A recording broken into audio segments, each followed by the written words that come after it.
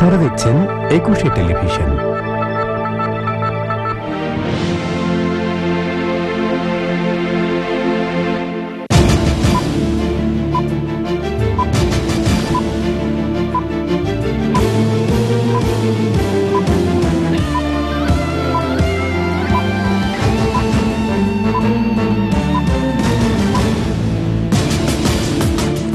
আজ 721টি ইউনিয়নে ভোট, 1,80,000 নিরাপত্তা কর্মী মোতায়েন, কমিশনকে কঠোর হওয়ার পরামর্শ। হাসিনা বিহীন নির্বাচন চেয়ে হত্যার ষড়যন্ত্র করছেন খালেদা জিয়া, বললেন প্রধানমন্ত্রী, পেছালো আওয়ামী লীগের কাউন্সিল। আদালত অবমাননার অভিযোগে 2 মন্ত্রীর দোষ স্বীকার, শপথ ভঙ্গ করেছেন বললেন প্রধান বিচারপতি। বিশ্বকাপ ক্রিকেটে আজ অস্ট্রেলিয়ার মুখোমুখি বাংলাদেশ, প্রতিকূলতার মাঝেও জয় স্বপ্ন টাইগারদের।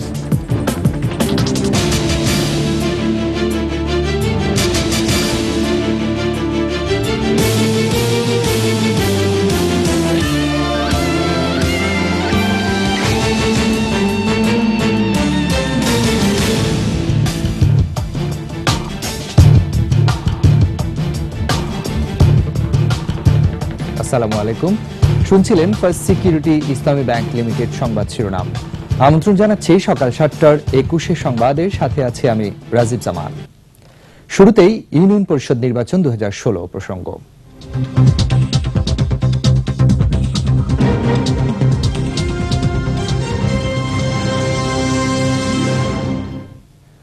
আজ প্রথম দফায় 721টি ইউনিয়ন পরিষদে ভোট গ্রহণ অনুষ্ঠিত হবে। নির্বাচন অবাধ ও সুষ্ঠু করতে 1,80,000 নিরাপত্তা কর্মী দায়িত্ব পালন করবে। প্রতিটি ভোট কেন্দ্রে পুলিশ ও আনসারের 20 জন করে সদস্য থাকবেন বলে জানিয়েছেন পুলিশের আইজি শহীদুল হক। বিজিবি মহাপরিচালক মেজর জেনারেল আজিজ আহমেদ জানিয়েছেন, নিরপেক্ষভাবে নির্বাচনী দায়িত্ব পালন করবে বিজিবি। বিস্তারিত জানাচ্ছেন দীপু সারোয়ার। 6 ধাপের ইউনিয়ন পরিষদ নির্বাচনের প্রথম দফার ভোট গ্রহণ মঙ্গলবার। আইন শৃঙ্খলা বাহিনীর প্রস্তুতি জানাতে রোববার পুলিশ সদর দপ্তরে এই ব্রিফিং। উপস্থিত ছিলেন RAB, BGB, armed police battalion ও আনসার বাহিনীর প্রতিনিধিরা। দলীয় মনোনয়ন ও প্রতীকে প্রথমবারের মতো ইউনিয়ন পরিষদ নির্বাচন উৎসব মুখর হবে বলে আশা করছেন আইজিপি। শান্তিপূর্ণভাবে নির্বাচন সম্পন্ন করতে পারবে, নির্বাচন নিরপেক্ষ হবে, অবাধ হবে। নির্বাচনকে কেন্দ্র করে 208টির মতো সহিংস ঘটনায় 7 জন নিহত হয়েছেন। তবে এসব ঘটনা সুষ্ঠু নির্বাচনের জন্য বাধা হয়ে দাঁড়াবে না বলে আশা করছেন আইজিপি। পুলিশের 40,000, র্যাবের প্রায় 9,000, বিজিবির প্রায় 9,000, ব্যাটালিয়ন আনসার 4,000 মতো থাকবে, আর অঙ্গীভূত আনসার থাকবে 1,25,000 মতো। এদিকে কোনো প্রার্থীকে জেতাতে নয়, আইন শৃঙ্খলা পরিস্থিতি স্বাভাবিক রাখতেই বিজিবি কাজ করবে বলে জানিয়েছেন সংস্থাটির মহাপরিচালক। পিলখানায় বিজিবির কৃতি খেলোয়াড়দের সংবর্ধনা অনুষ্ঠান শেষে ইউপি নির্বাচন নিয়ে সাংবাদিকদের সঙ্গে কথা বলেন তিনি। বিজিবিকে কেউ কোনো দিকে ইনফ্লুয়েন্স করতে পারবে না। দীপু সারোয়ার, একুশে টেলিভিশন, ঢাকা। ইউনিয়ন পরিষদ নির্বাচন সুষ্ঠু নিরপেক্ষ করতে নির্বাচন কমিশনকে সাংবিধানিক ক্ষমতা প্রয়োগের পরামর্শ দিয়েছেন বিশেষজ্ঞরা। তারা বলছেন, সবার জন্য সমান সুযোগ তৈরি ও নির্বাচনী পরিবেশ বজায় রাখতে তৃণমূল থেকে আসা অভিযোগগুলো খতিয়ে দেখতে হবে কমিশনকেই। কিছু ক্ষেত্রে কঠোর হওয়ারও পরামর্শ দিয়েছেন তারা। রিপোর্ট করছেন ফাল্গুনী দত্ত। প্রথম ধাপের ইউনিয়ন পরিষদ নির্বাচনের ভোটাভুটি 22 মার্চ। এরই মধ্যে বিভিন্ন এলাকায় নির্বাচনী সহিংসতায় মারা গেছেন বেশ কয়েকজন।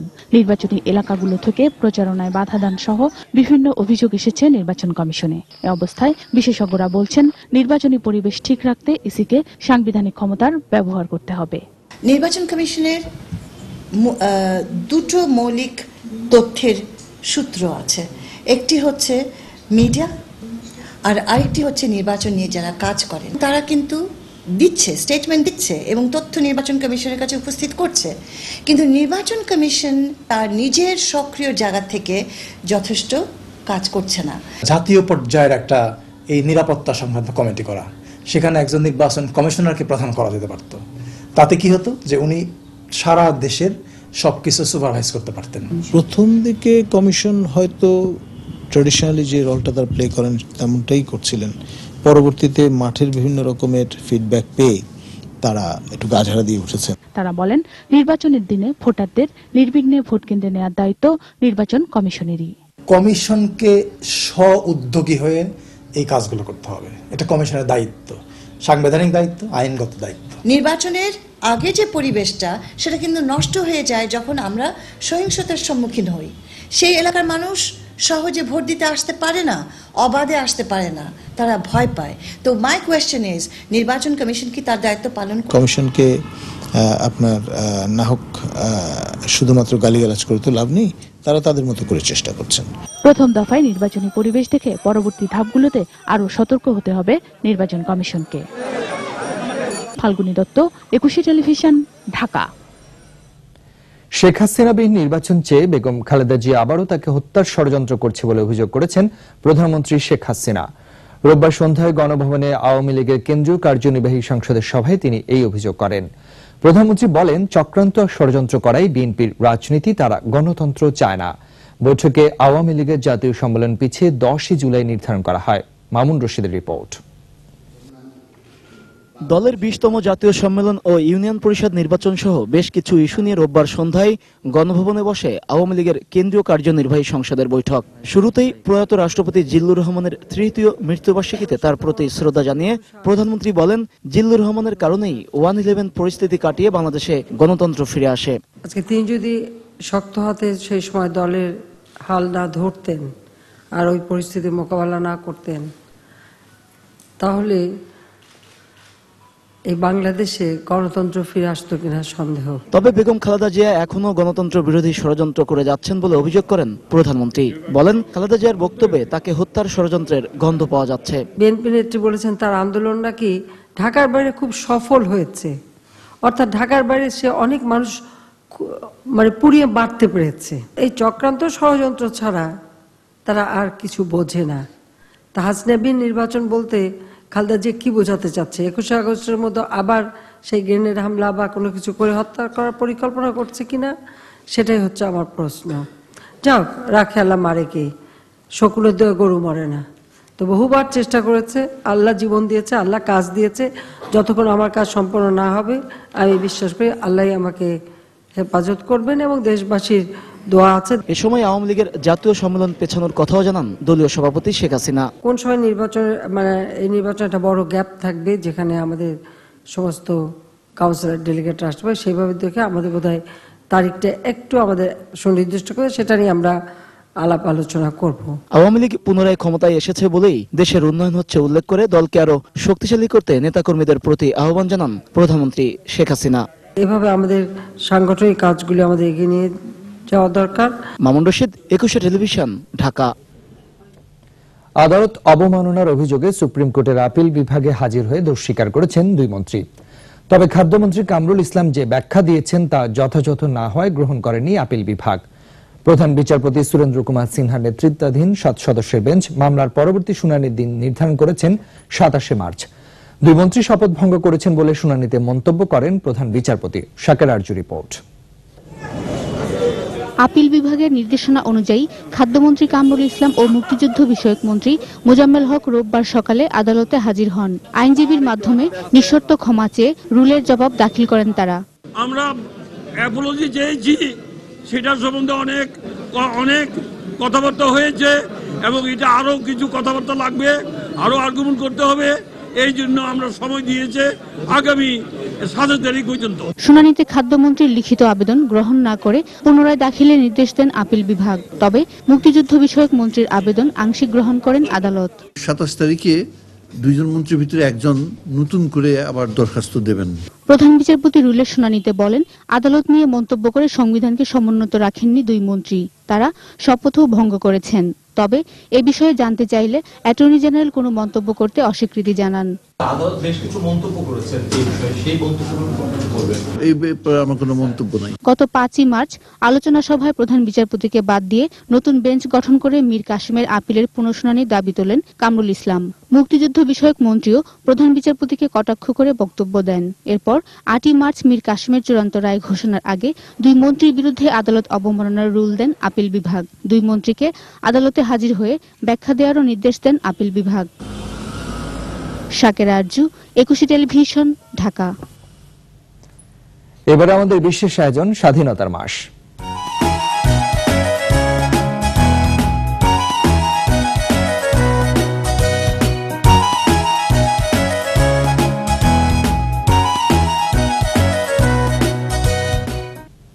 21শে মার্চ 1971 ইয়াহিয়ার সঙ্গে বঙ্গবন্ধু শেখ মুজিবুর রহমানের বৈঠক ভেস্তে যাওয়ায় ফুঁসে ওঠে বাঙালি জাতি। প্রতিবাদে রাজপথে আর অলিগলিতে স্বাধীনতাকামী মানুষের মিছিল। এদিন পাকিস্তান পিপলস পার্টির নেতা জুলফিকার আলী ভুট্টো কড়া নিরাপত্তায় ঢাকায় আসেন। পাকিস্তান থেকে আসতে থাকে সৈন্য অস্ত্র। প্রতিবাদে সোচ্চার হয়ে ওঠে মুক্তি পাগল বাঙালি। তহিদুর রহমানের রিপোর্ট। মুক্তিপাগল বাঙালি যখন দেখল বঙ্গবন্ধুর সঙ্গে পাকিস্তানি প্রেসিডেন্টের বৈঠক শুধুই প্রহসনের, এর পিছনে রয়েছে গভীর ষড়যন্ত্র। পশ্চিম পাকিস্তানিদের কবল থেকে মুক্তির দাবিতে নারায়ণগঞ্জে মিছিল বের করে নারীরা। চট্টগ্রামের সমাবেশে শেখ মুজিবুর রহমানের হাতে ক্ষমতা ছেড়ে দেওয়ার দাবি জানান মাওলানা আব্দুল হামিদ খান ভাসানী। এমনই পরিস্থিতিতে 1971-এর এই দিনে কঠোর নিরাপত্তায় ঢাকায় আসেন জুলফিকার আলী ভুট্টো। ইয়াহিয়ার কৌশল কাজে লাগছে না বুঝতে পেরে জুলফিকার আলী ভুট্টো তার সামরিক উপদেষ্টাদের সাথে বৈঠক করে ঢাকা ক্যান্টনমেন্টে। ভেতরে ভেতরে আক্রমণের প্রস্তুতি শুরু করে পাকিস্তানি সামরিক বাহিনী। আর এরই অংশ হিসেবে প্রতিদিনই পাকিস্তান থেকে সৈন্য ও রসদ আসতে থাকে ঢাকায়। এদিকে মুক্তির মিছিলে মুখরিত ঢাকা। শহীদ মিনারে মুক্তি অর্জনের শপথ নেওয়ার পর জনতার মিছিল গিয়ে থামে বঙ্গবন্ধুর ধানমন্ডির 32 নম্বর বাড়ির সামনে। অপেক্ষমান জনতার উদ্দেশ্যে দেওয়া বঙ্গবন্ধুর বক্তব্যে বাঙালিরা হয়ে ওঠে আরো সংগ্রামী। নিরস্ত্র বাঙালি জাতি, হাতে অস্ত্র নাই, একটি বক্তৃতা দিয়ে তিনি সমস্ত জাতিকে সশস্ত্র বাঙালি জাতিতে রূপান্তরিত করলেন। বজ্রকণ্ঠে ধ্বনিত হয় বীর বাঙালি অস্ত্র ধরো, বাংলাদেশ স্বাধীন করো, বাংলাদেশ স্বাধীন করো। তৌহিদুর রহমান, একুশে টেলিভিশন, ঢাকা। ইউনিয়ন ব্যাংক টি-20 বিশ্বকাপ 2016 প্রসঙ্গ।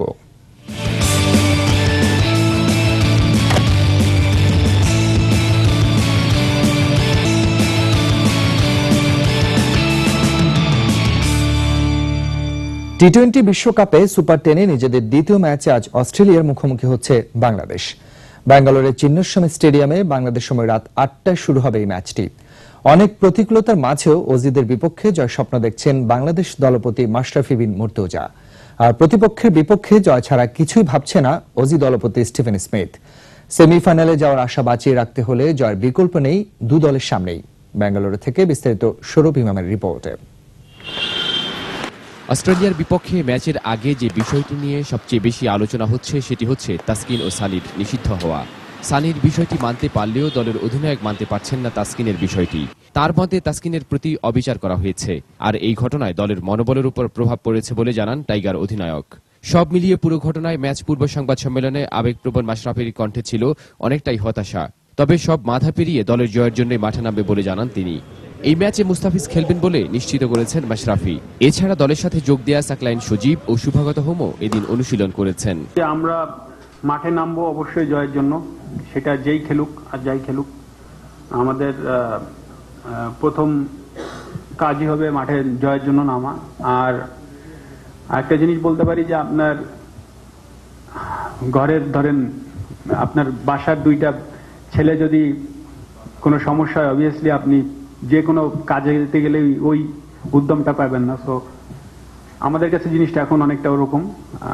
আমাদের টিম অবভিয়াসলি খুব মেন্টালি খুব ভালো অবস্থায় না, এটা সবাই বুঝতে পারবেন। এদিকে নিউজিল্যান্ডের বিপক্ষে হার দিয়ে শুরু অস্ট্রেলিয়ারও। পরিসংখ্যান আর শক্তির বিচারে বাংলাদেশের তুলনায় বেশ এগিয়ে অজিরা। সবকিছু মিলিয়ে ম্যাচে পরিষ্কার ফেভারিট অস্ট্রেলিয়া। তবে প্রতিপক্ষকে শক্তিশালী উল্লেখ করেছেন অজি দলপতি স্টিফেন স্মিথ। প্রথম ম্যাচে হারের ধাক্কা সামলে বাংলাদেশের বিপক্ষে জয়ের ধারা ফিরতে চায় তার দল। নিঃসন্দেহে বাংলাদেশ অনেক উন্নতি করছে, তবে আমাদের একটি শক্তিশালী স্কোয়াড রয়েছে। আমি আশা করছি ব্যাটসম্যান ও বোলাররা জয়ের জন্য নিজ নিজ দায়িত্ব ঠিকভাবে পালন করবে। টি-20-তে এর আগে দুই দলের 3 মোকাবেলায় 3টিতেই জয় পেয়েছে অস্ট্রেলিয়া। পাকিস্তানের বিপক্ষে হারের পর তাসকিন সানি ইস্যু, এজন্য দলের উপর একটি অদৃশ্য চাপ। তবে সব বাধা কাটিয়ে অস্ট্রেলিয়ার বিপক্ষে দল ফিরবে স্বমহিমায়, এমন আশার কথা শুনিয়েছেন বাংলাদেশ টিম ম্যানেজমেন্ট। সৌরভ ইমাম, একুশে টেলিভিশন, চিন্নস্বামী স্টেডিয়াম, ব্যাঙ্গালোর, ভারত। তাসকিনের নিষেধাজ্ঞার ব্যাপারে আইসিসিতে আপিল করেছে বিসিবি। এ ব্যাপারে প্রয়োজনীয় পদক্ষেপ নেওয়ার কাজ শনিবার থেকে শুরু হয়েছে বলে জানিয়েছেন বিসিবি সভাপতি নাজমুল হাসান পাপন। এছাড়াও সাধারণ প্রক্রিয়ার বাইরেও চেষ্টা করছেন বিসিবি সভাপতি। বিষয়টি নিয়ে ইতিমধ্যেই তিনি আইসিসি চেয়ারম্যান, প্রধান নির্বাহী ও প্রধান আইন কর্মকর্তার সাথে কথা বলেছেন। বিসিবি চেষ্টা করছে অস্ট্রেলিয়ার বিপক্ষে তাসকিনকে খেলানোর ব্যাপারে। এছাড়া কূটনৈতিক চ্যানেলেও বিসিবি চেষ্টা করছে বলে জানান নাজমুল হাসান।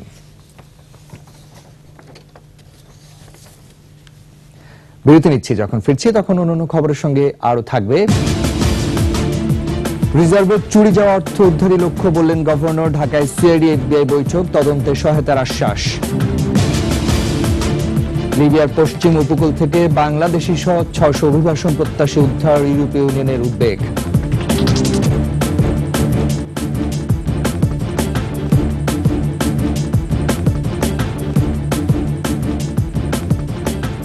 আবার আমন্ত্রণ সকাল 7টার 21 সংবাদে। বাংলাদেশ ব্যাংকের রিজার্ভের অর্থ চুরির ঘটনা তদন্তে সহায়তার আশ্বাস দিয়েছে মার্কিন গোয়েন্দা সংস্থা এফবিআই। রোববার দুপুরে ঢাকায় সিআইডির কর্মকর্তাদের সাথে বৈঠকও করেছেন এফবিআই প্রতিনিধিরা। এদিকে রিজার্ভের চুরি যাওয়া অর্থ ফেরত আনাই প্রথম কাজ হবে বলে জানালেন বাংলাদেশ ব্যাংকের নবনিযুক্ত গভর্নর ফজলে কবির। মরফির রহমানকে সঙ্গে নিয়ে আসিফ সুমিতের রিপোর্ট। বাংলাদেশ ব্যাংকের রিজার্ভের 800 কোটি টাকা চুরির ঘটনা তদন্ত করছে সিআইডি। এরই মধ্যে অপরাধের বিভিন্ন ধরনের মোটিভ সংগ্রহ করেছে সংস্থাটি, যার মধ্যে সংগ্রহ করা হয়েছে বাংলাদেশ ব্যাংকের অনেক কর্মকর্তার তথ্যই। প্রাথমিকভাবে জিজ্ঞাসাবাদও করা হয়েছে অনেককে। তবে চুরি যাওয়া অর্থ ফেরত আনা আর অপরাধী চক্রকে শনাক্ত করতে বিদেশি সংস্থার সহায়তা প্রয়োজন বলেও মনে করে সিআইডি। এমন প্রেক্ষাপটে তদন্ত সহায়তার আগ্রহ দেখিয়েছে মার্কিন সংস্থা federal bureau of investigation FBI. সংস্থাটির একজন প্রতিনিধি রোববার দুপুরে রাজধানীর মালিবাগে সিআইডি কার্যালয়ে সংশ্লিষ্ট কর্মকর্তাদের সাথে বৈঠক করেন। পরে সিআইডির কর্মকর্তা জানান, তদন্তের প্রয়োজনে এফবিআইয়ের সহায়তা নেবেন তারা। দেশীয় ব্যক্তিদের বিষয়ে আমরা এখন তথ্য সংগ্রহ করছি, আর আমরা যেটা আসলে খুঁজতে চাচ্ছি যে মানিটা যেখানে পৌঁছে গেছে সে ফাইনাল মানির আলটিমেট বেনিফিশিয়ারি ফাইনাল বেনিফিশিয়ারি যারা, তাদেরকে ব্যাক ট্র্যাক করে আমরা কোন বাংলাদেশি বা অন্য কোনো দেশের কোনো লিঙ্ক আছে কিনা সেটা আমরা বের করার চেষ্টা করি। আমরা আগে বিভিন্ন সময় আমরা এফবিআইকে সহায়তা দিয়েছি, আর এখন আমরা আবার এফবিআই সহায়তা চাচ্ছি। এদিকে আনুষ্ঠানিকভাবে বাংলাদেশ ব্যাংকের গভর্নরের দায়িত্ব গ্রহণ করেছেন ফজলে কবির। চুরি যাওয়া অর্থ ফেরত আনাই প্রথম লক্ষ্য বলে জানালেন তিনি। কেন্দ্রীয় ব্যাংকের বিভিন্ন ধাপে সংস্কারেরও কথা বলেন নতুন গভর্নর। $80 মিলিয়ন যেটা আমাদের সিস্টেম থেকে বা আমাদের বাইরের আমাদের যে ব্যাংক থেকে যেটা বের হয়ে গেছে এবং যেটা বর্তমানে ফিলিপাইন্সে যেটা এখন অনেক প্রক্রিয়ার মধ্যে আছে, সেটা আমাদের রিকভারি করাটাই আমাদের 1 নম্বর প্রায়োরিটি। আমার ব্যক্তিগতভাবে 1 নম্বর প্রায়োরিটি। সংস্কার কাজ হবে, আমাদের কোথায় কোথায় ত্রুটি আছে, কোথায় কোথায় কোনো ল্যাকিং আছে, কোনো শর্টকামিং আছে, সেগুলো আমরা চিহ্নিত করব। অর্থ চুরির ঘটনায় কেন্দ্রীয় ব্যাংকের কর্মকর্তা কর্মচারীদের মাঝে সৃষ্টি হওয়া আস্থার সংকট কাটাতেও কাজ করবেন বলে জানান গভর্নর। আসিফ সুমিত, 21 টেলিভিশন, ঢাকা। এদিকে বাংলাদেশ ব্যাংকের রিজার্ভের অর্থ চুরির ঘটনা তদন্তে স্বচ্ছতা নিশ্চিত করার আহ্বান জানিয়েছেন ফিলিপাইনের রাষ্ট্রপতি দপ্তর। দেশটির রাষ্ট্রপতি দপ্তরের যোগাযোগ ও পরিকল্পনা বিষয়ক কর্মকর্তা ম্যানুয়েল কুয়েজন গণমাধ্যমকে বলেন, রিজার্ভ চুরির ঘটনা খুব সূক্ষ্মভাবে তদন্ত করতে হবে। এই ব্যাপারে সবগুলো সেক্টরকে একযোগে কাজ করার আহ্বান জানান তিনি বলেন, আর্থিক খাতে সংস্কার জরুরি। কেন্দ্রীয় ব্যাংক ও অভ্যন্তরীণ রাজস্ব ব্যুরোকে আরো সতর্ক হওয়ার নির্দেশ দেওয়া হয়েছে। এদিকে সংবাদ মাধ্যম ইনকুয়েরারকে দেয়া সাক্ষাৎকারে সিনেট কমিটির সদস্য সের্জিও ওসমোনা বলেন, ক্যাসিনো ব্যবসা আর আইনের ফাঁকফোকরের কারণে ফিলিপাইন থেকে সহজে অর্থ পাচার হয়েছে। দেশে অবস্থান করা সব বিদেশিকে বৈধ কাঠামোর আওতায় আনতে না পারায় বেড়ে গেছে হ্যাকিং ও ব্যাংকিং খাতে জালিয়াতি সহ নানা অপরাধের ঘটনা। বিশ্লেষকরা বলছেন, বিদেশিদের জন্য সুনির্দিষ্ট ডেটাবেস করা দরকার, একই সাথে বাড়াতে হবে কর আদায়। তবে অর্থনৈতিক কর্মকাণ্ড বাড়লেও সমান তালে দক্ষ কর্মী তৈরি না হয় দেশে এখনো বিদেশি কর্মীর প্রয়োজন আছে বলেই মত তাদের। মেহেদী হাসানের 2 পর্বের রিপোর্টের শেষ পর্ব। তৈরি পোশাক শিল্প, এনজিও, আইটি, পর্যটন, শিক্ষা প্রতিষ্ঠান, বড় অবকাঠামো প্রকল্প, এমনকি বিভিন্ন পাঁচতারা হোটেলের বাবুর্চি, সব খাতেই কাজ করছে কম বেশি বিদেশি নাগরিক। সরকারিভাবে এ সংখ্যা মাত্র 16,000 হলেও বাস্তবতা লাখের বেশি বলে মত সংশ্লিষ্টদের। বিভিন্ন প্রতিষ্ঠানের উচ্চ পদে বেশি বেতনে কাজ করে এসব বিদেশি। এতে বিপুল পরিমাণে বৈদেশিক মুদ্রা চলে যাচ্ছে দেশের বাইরে, যদিও অনেক ক্ষেত্রে তাদের দক্ষতার বিকল্প নেই বলে মত বিশ্লেষকদের। এখন বাংলাদেশের অর্থনীতিতে যেই ধরনের প্রবৃদ্ধিগুলি ঘটছে, যেই সব সেক্টর থেকে প্রবৃদ্ধি ঘটছে, সেই সব সেক্টরে যে স্কিলড হিউম্যান রিসোর্স দরকার, সেই জিনিসগুলো এসে পূরণ করছেন রিজিয়ন থেকে বা পুরো বৃহত্তর সাউথ ইস্ট এশিয়া থেকে। এটার হয়তো একটা প্রয়োজন আছে, কিন্তু আমরা এটা স্বীকার করছি না বিধায় পুরোটা ইনফর্মালি হচ্ছে। আর ইনফর্মালি হওয়ার কারণেই রাষ্ট্র কিন্তু তার সব রকম ট্যাক্স থেকে রেভিনিউগুলো পাচ্ছি না। কিন্তু এই বিদেশিরা বেশিরভাগ কাজ করে এবং টাকা পাঠায় অবৈধ প্রক্রিয়ায়, ফলে বিপুল পরিমাণে কর আদায় থেকে বঞ্চিত হচ্ছে সরকার। এইটা দেখার জন্য আমার হচ্ছে একটা আলাদা রেগুলেটরি বডি যদি থাকতো, হ্যাঁ, যে এনবিআর এর আন্ডারে বা হয়তো অন্য কোনো একটা বডির আন্ডারে, যে কারা কারা এখানে কাজ করছে, তারা ঠিকমতো বৈধভাবে টাকা পাঠাচ্ছে কিনা বা তারা ট্যাক্স দিচ্ছে কিনা, এই জিনিসগুলো আসলে মনিটর করার জন্য আমার মনে হচ্ছে যে গভর্নমেন্ট লেভেল থেকে আরেকটু সচেষ্ট হওয়া উচিত।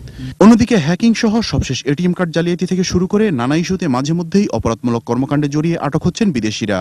সেই নিরিখেও বৈধ বিদেশিদের ডাটাবেজ তৈরি এবং অবৈধ বিদেশিদের চিহ্নিত করা জরুরি বলে মত পুলিশের।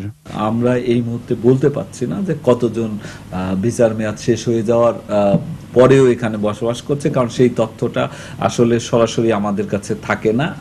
সেটা যাদের কাছে থাকার কথা তাদের কাছে পূর্ণাঙ্গ তথ্য নাই, সেটি একটা সমন্বিত তালিকা করার যে কাজ সেইটা চলছে। বিদেশি নাগরিকরা বাংলাদেশে অবৈধভাবে থাকলেও খুব স্বাচ্ছন্দ্যে অবস্থান করতে পারে বলেও স্বীকার করেন এই পুলিশ কর্মকর্তা।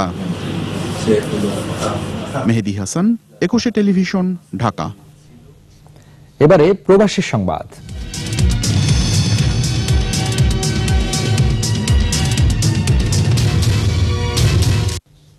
নানা আয়োজনে জাতির জনক বঙ্গবন্ধু শেখ মুজিবুর রহমানের জন্মবার্ষিকী ও জাতীয় শিশু দিবস পালন করল লেবাননের প্রবাসীরা। বৈরুতে দূতাবাসে এই উপলক্ষে আলোচনা সভা, রচনা, কবিতা আবৃত্তি ও চিত্রাঙ্কন প্রতিযোগিতার আয়োজন করা হয়। এর আগে অনুষ্ঠানের শুরুতে বঙ্গবন্ধুর প্রতিকৃতিতে ফুল দিয়ে শ্রদ্ধা নিবেদন করেন লেবাননে নিযুক্ত বাংলাদেশের রাষ্ট্রদূত আব্দুল মোতালেব সরকার সহ বিভিন্ন প্রবাসী সংগঠনের নেতাকর্মীরা। এবারে আন্তর্জাতিক সংবাদ।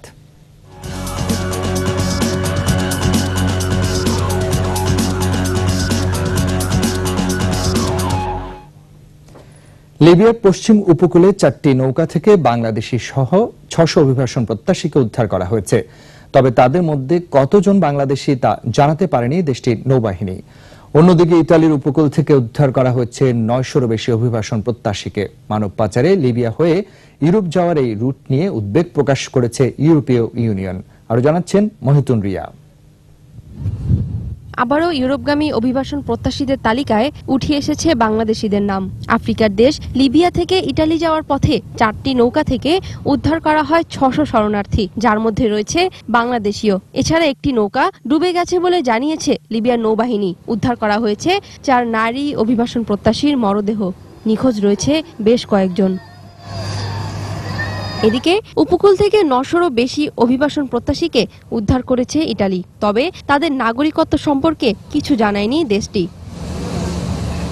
দ্বিতীয় বিশ্বযুদ্ধের পর এই প্রথম সবচেয়ে বড় অভিবাসী সংকট মোকাবেলা করছে ইউরোপ। যুদ্ধবিধ্বস্ত সিরিয়া, ইরাক সহ অভিবাসন প্রত্যাশীদের তালিকায় আছে আফ্রিকার নাগরিকদের নামও। বিভিন্ন সংস্থা বলছে 2015 সালের প্রথম থেকে এখন পর্যন্ত অন্তত 12 লাখ মানুষ ইউরোপে প্রবেশ করেছে।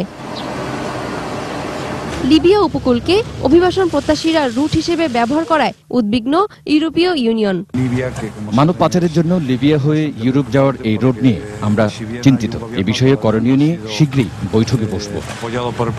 শরণার্থীদের স্রোত ঠেকাতে বিভিন্ন পদক্ষেপ নিচ্ছে ইউরোপের দেশগুলো। মহিতুন রিয়া, 21 টেলিভিশন।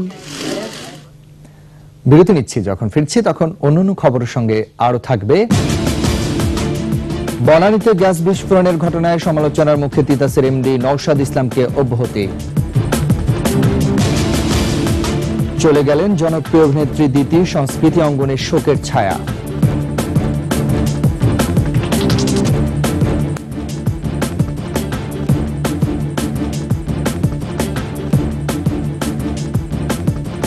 আবার আমন্ত্রণ সকাল 7টার 21 সংবাদে।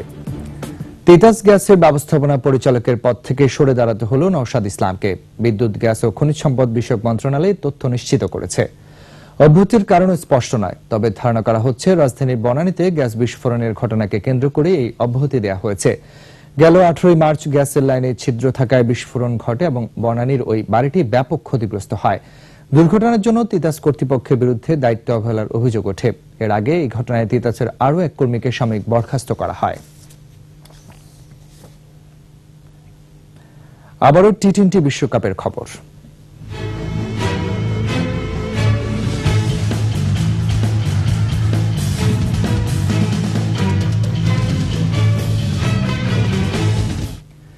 শ্রীলঙ্কাকে 7 উইকেটে হারিয়ে সুপার 10-এ দ্বিতীয় জয় পেল ওয়েস্ট ইন্ডিজ। প্রথমে ব্যাট করে 9 উইকেটে 122 রান তোলে শ্রীলঙ্কা। নিয়মিত বিরতিতে উইকেট হারাতে থাকে তারা। দলের পক্ষে সর্বোচ্চ 40 রান করেন থিসারা পেরেইরা। এছাড়া অ্যাঞ্জেলা ম্যাথিউসের ব্যাট থেকে আসে 20 রান। ওয়েস্ট ইন্ডিজের হয়ে স্যামুয়েল বাদ্রি 12 রানে নেন 3 উইকেট। জবাবে 10 বল হাতে রেখে ফ্লেচারের হার নামানা 84 রানের জয় তুলে নেয় ক্যারিবীয়রা।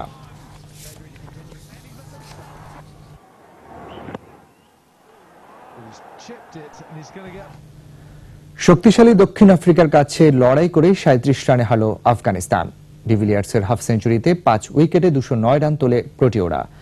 দক্ষিণ আফ্রিকার হয়ে হাফ সেঞ্চুরি করা ডিভিলিয়ার্স করেন সর্বোচ্চ 64 রান। জবাবে 172 রানে গুটিয়ে যায় আফগানিস্তানের ইনিংস। এই জয় সেমিফাইনালে যাওয়ার আশা বাঁচিয়ে রাখল দক্ষিণ আফ্রিকা, আর আফগানিস্তানের বিদায় হল নিশ্চিত।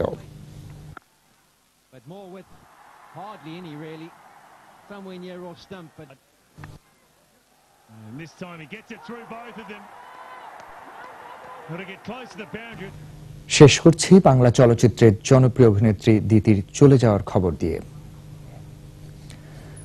রোববার বিকেলে স্বজন ভক্তদের কাঁদিয়ে না ফেরার দেশে চলে গেলেন পারভিন সুলতানা দিতি।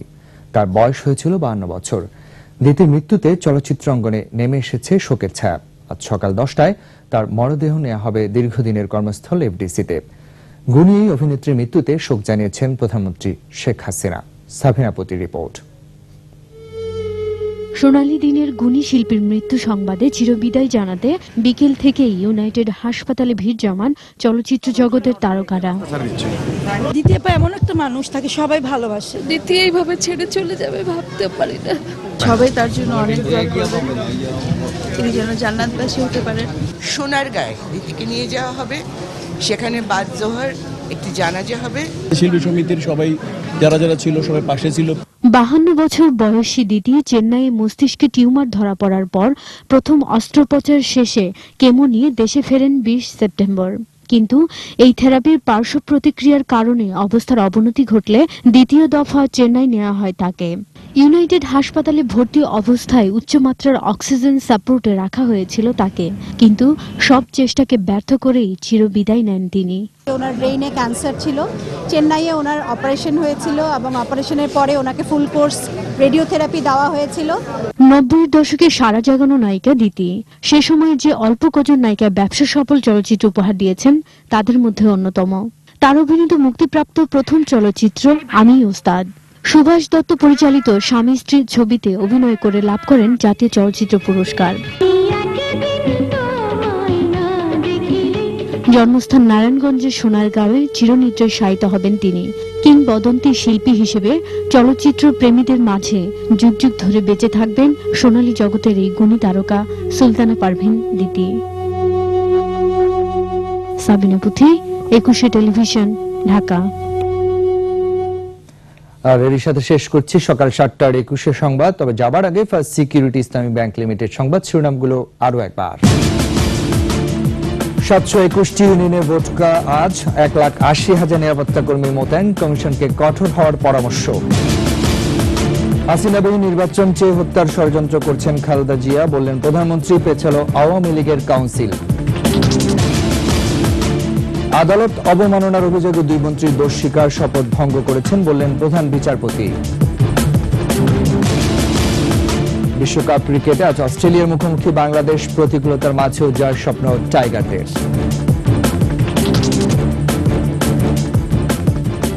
দর্শক, একুশে টেলিভিশনের সর্বশেষ খবর জানতে যে কোনো মোবাইল থেকে ডায়াল করুন 2021 নম্বরে আর লগ ইন করুন ekushe-tv.com ওয়েবসাইটে। এছাড়াও ফেসবুকে লগ ইন করতে পারেন facebook.com/ekushe24 online R log in করুন টুইটারেও twitter.com/ekushe24 অনলাইন। পরে সংবাদ সকাল 9টায় দেখার আমন্ত্রণ রইল। একুশের সঙ্গেই থাকুন।